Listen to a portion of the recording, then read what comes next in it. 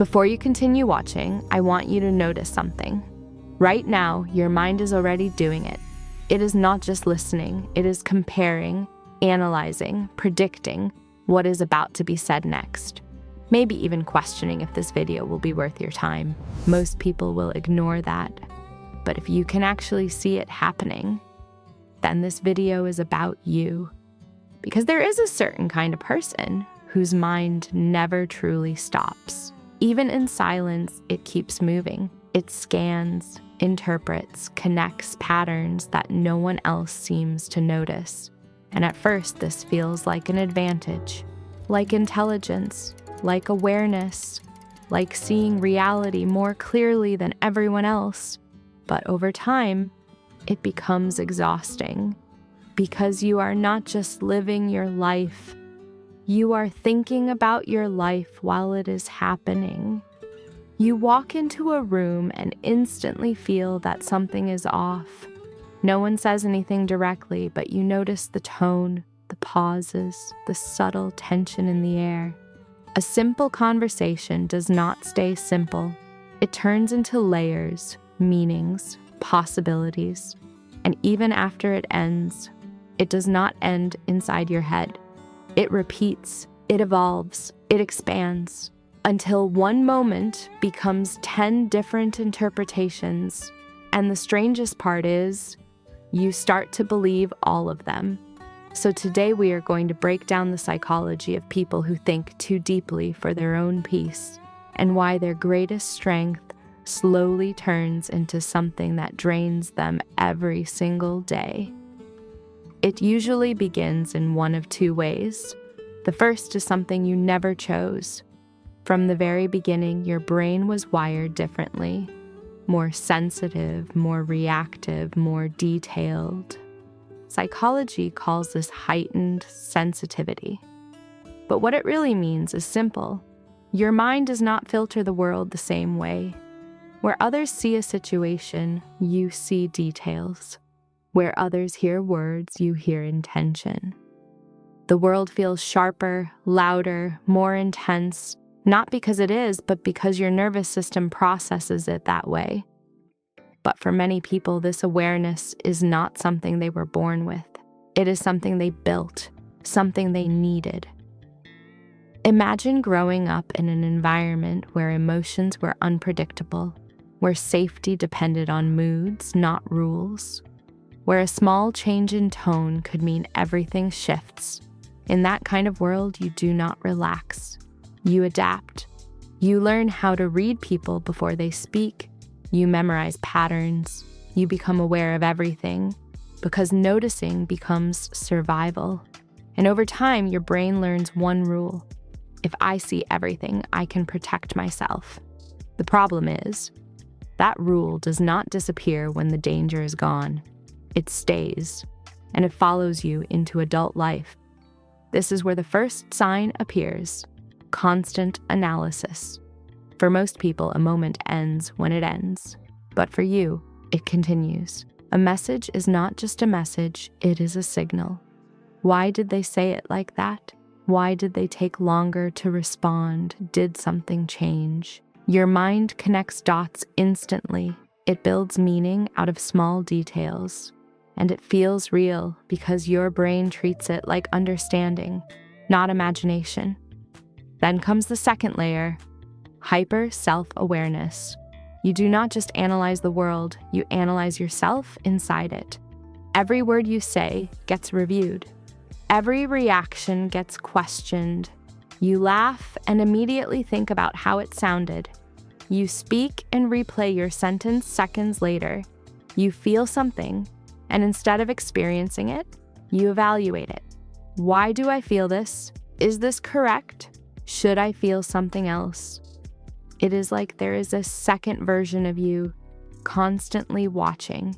And over time, that observer becomes louder than the person actually living the moment.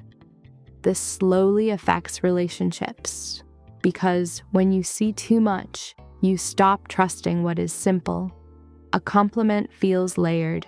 A kind action feels like it has a hidden motive. An apology does not feel complete, Not because people are always fake, but because your mind is trained to search for what is hidden. And once you start seeing hidden meanings everywhere, it becomes difficult to just experience people as they are. You stop connecting and start interpreting. And interpretation creates distance. Then comes emotional absorption. For you, empathy is not something you choose to turn on. It is always active. You walk into a room and feel the tension without anyone saying a word. Someone shares their problem and you carry that feeling long after the conversation ends. You become the person who understands everyone, but the cost is that you rarely get a break from it. Because even when everything is quiet, your mind is still sensing, and sensing drains energy. Eventually, this awareness moves into the body. A small sensation becomes a signal. A faster heartbeat, a tight chest, a slight discomfort. Your brain notices it immediately and tries to interpret it. Something feels wrong. Is this anxiety? Is this a problem? And just like that, a normal physical reaction turns into something bigger. The body reacts more, the mind notices more, and a loop forms. Awareness feeds anxiety, and anxiety feeds awareness. At some point, your mind tries to solve this by gaining control. It starts predicting, planning, running scenarios. If I understand everything, nothing will hurt me. So it prepares for possibilities that have not even happened yet. It feels productive, but it pulls you away from the present. You stop living life and start managing it. Like a system, like a risk. And the more you try to control it, the more напряжение you create inside yourself. There's also something deeper that happens over time. You begin to identify with this pattern. You become the observer, the one who understands everything, but rarely feels at ease inside it. Life becomes something you analyze instead of something you experience. Even in moments that should feel calm, your mind keeps working. You sit in silence and analyze the silence. You achieve something and immediately think about what comes next. You relax and question whether you are relaxing correctly. Nothing feels complete because everything can always be examined further. So what can you actually do about this? Because you cannot just turn your mind off, and you should not. The goal is not to remove awareness. The goal is to change how you relate to it. The first shift is simple. Not everything you notice is important.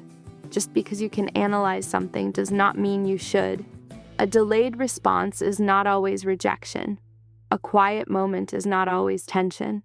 Sometimes things are exactly what they seem. The second shift. Not every emotion needs to be solved.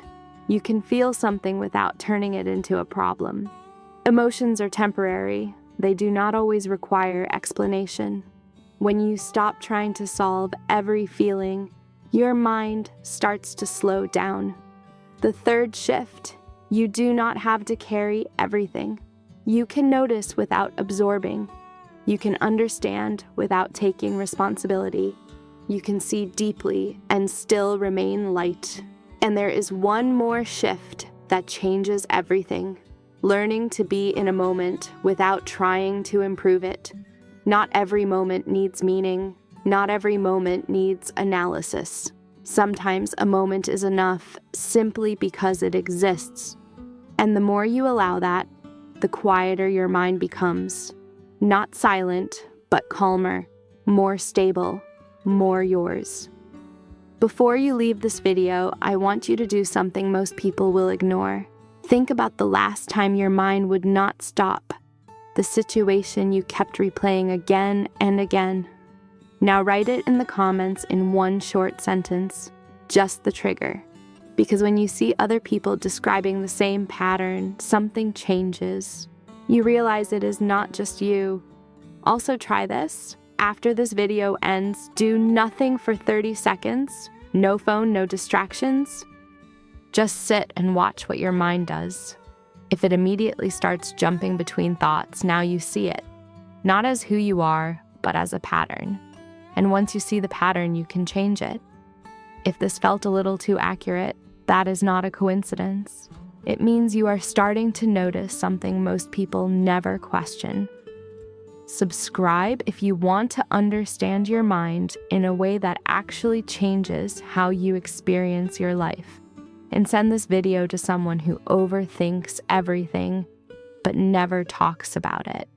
You might be the reason they finally understand what is happening inside their head. And remember, the mind that sees everything can either become your prison or your greatest advantage. The difference is whether you control it or it controls you.